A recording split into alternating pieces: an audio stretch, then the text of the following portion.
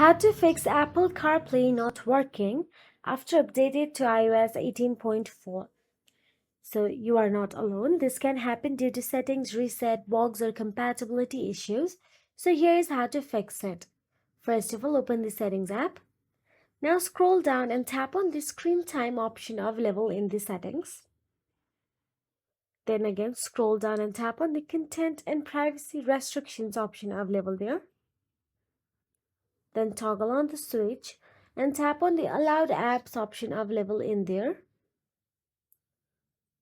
Once you tap on the allowed apps, scroll down and look for the CarPlay. If it is toggled off, then make sure to toggle that switch on.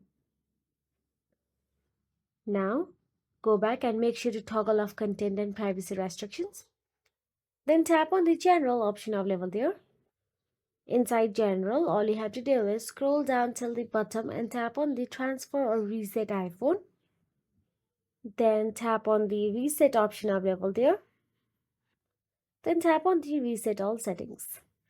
So that is it. If you found this video helpful, please like, share and subscribe our channel, and thank you so much for watching.